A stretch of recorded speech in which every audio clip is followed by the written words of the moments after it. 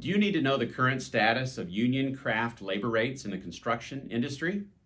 Would you like to better understand those pay rates over time by looking at trends?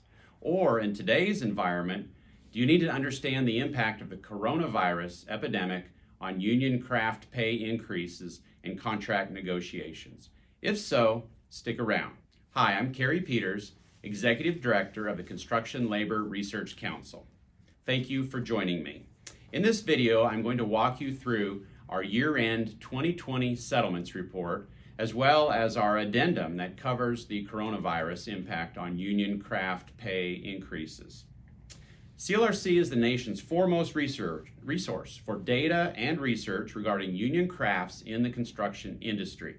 We focus on pay, workforce, market share, and many other issues of interest to contractors and those who are in or associated with the union craft segment of the construction industry. Our most popular products include this settlements report, which I'll be talking about in just a minute, as well as market share studies, union, non-union, wage and fringe benefits comparisons, benchmark analysis, contract costing, and our newest report, the economic overview. If you would like to discuss any of our products or services, please contact us at 202-347-8440. Thank you. CLRC is reporting that the first year of new settlements for union craft workers in the construction industry averaged 2.8% for the entire year 2020. This is a 0.1% drop since last year and the first drop since 2010. So we're seeing a change in what's happening in union craft settlements. CLRC projects that this will continue in a very modest manner with increases in the 2.7% range for the next 2 years.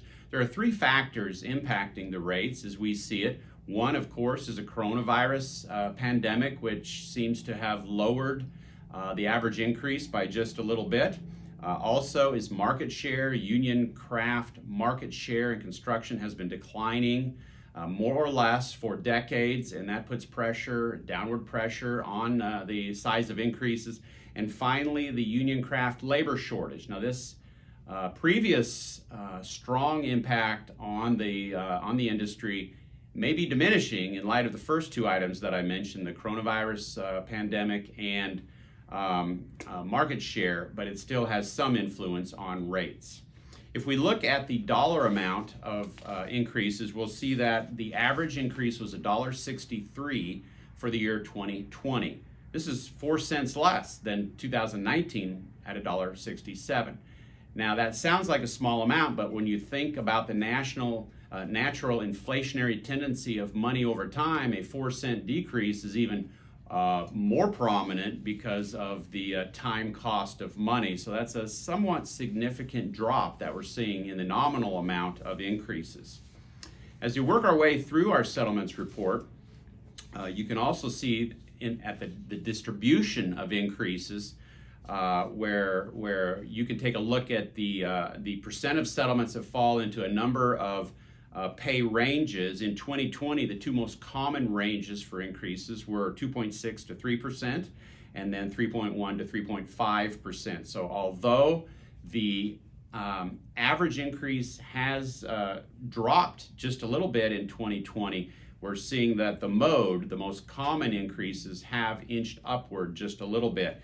And if we look at the monetary amounts of the increases, you'll see that the $1.76 to $2 range is easily the most common placement for increases in 2020. But what's pulling the overall average down is at the low end of the pay scale, pay ranges, where you'll see a noticeable jump in small increases, those at 75 cents or less. This is around 10% of all increases now. And that's a pretty good jump from what it was in the years prior. And we believe that's probably in large part due to the coronavirus pandemic. As we move through the settlements report and look at each region, there are two regions that are outliers. The Northwest region at the high end with 4% on their average increases, and per usual, the South Central region at 1.5% for their average increases. All of the other regions, the other 7 regions that CLRC covers, were pretty tightly clustered around the mean. The mean, again, 2.8% in 2020. When we look at the dollar amount increases by region, we again see the Northwest at $2.25. No other region was even above $2. So they're an outlier, so to speak, at the high end, and at the low end, we have the South Central region at just 57 cents. So we have a range of $1.68. That is, the South Central rate is about 25% of the Northwest region in the average size of their increases. We also like to take a look at the data by craft. We just reviewed the regional averages. By craft, our operating engineers had the highest average increase in 2020 at 3.4%, and the lowest were iron workers. Now last year, iron workers were quite high at 3.2%, but we have a bit of a regression to the mean occurring here, and they've come back to 2% in 2020. When we look at the dollar amounts for craft increases, again, the top end is operating engineers at $2.24, and the low end is insulators at $1.13. That range from high to low is $1.11. You remember that the range for regions was $1.68. So a conclusion we can draw from this is that the region of the country is perhaps a little bit more powerful of an impact on negotiated settlements than the craft itself, because there's a stronger variance among the regions than there is among the crafts in the size of increases. So let's take a look at the impact of coronavirus on settlements in the union craft sector of the construction industry. I'd like to look at 3 things: the impact on the nominal increases, or the dollar amounts, the impact on the percentage size of those increases, and the impact of coronavirus on the length of negotiated contracts in 2020. When we look at the dollar amounts, and we break those dollar amounts into segments, say every 50 cents or so, we see that the smaller sized increases grew in 2020 compared to 2019.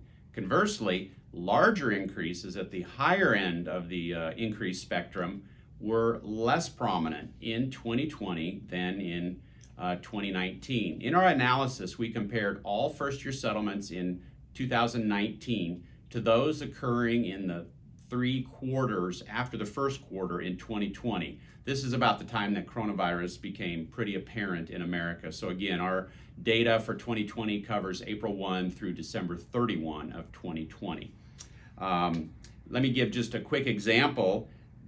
Increases in the $1.26 to $1.50 range were 7.1% more prominent in 2020 than in 2019. Conversely, larger increases that were from a $2.01 to $2.25 occurred 10.4% less in 2020 COVID, which is April 1 through December 31. They occurred 10.4% less during that time frame than in 2019. When we look at the percent increases, we see the same thing. Smaller percentage increases were more common in 2020 than they were in 2019. The biggest impact was in the 2.1 to 2.5% range. Increases that fell in this range were 7.2% more popular in 2020 than in 2019. Conversely, at the higher end of the increases, we saw 7% fewer increases that were from 4.1 to 4.5%. Finally, let me talk about contract length. And this is something we anticipated, and in fact, it's kind of interesting. 3 years, as you know, is the most common by far contract term length. In 2019, we had around 70% of all settlements in that range. That fell by 26%, not to 26%, in 2020. So we saw quite a bit less of the most common range of 3 years, although it still remained the most popular choice. Conversely, or aligned with that, Contracts that were 1 or 2 years in length became much more common. In fact, contracts of that length grew by 20%. So we saw a jump in 1 and 2 year contracts. We saw a drop in 3-year contracts. And obviously this is a result of uncertainty on the part of both negotiating parties and both agreeing to settle on shorter terms pending what the future holds. I hope this overview of our 2020 settlements report and the associated coronavirus addendum has been helpful to you. If you want to contact us or have any questions, please feel free to go to our website at clrcconsulting.org or call us at 202-347-8440. You may also leave a comment in the comment section below and we will respond to that. We want to thank our sponsors who make this possible and who support CLRC so that we may assist you in your business needs. Those sponsors are AGC, CSIA, FCA, ICE, MCAA, NECA, NFSA, NACA, SMACNA, SWACCA, and TALK. Thank you and have a great day.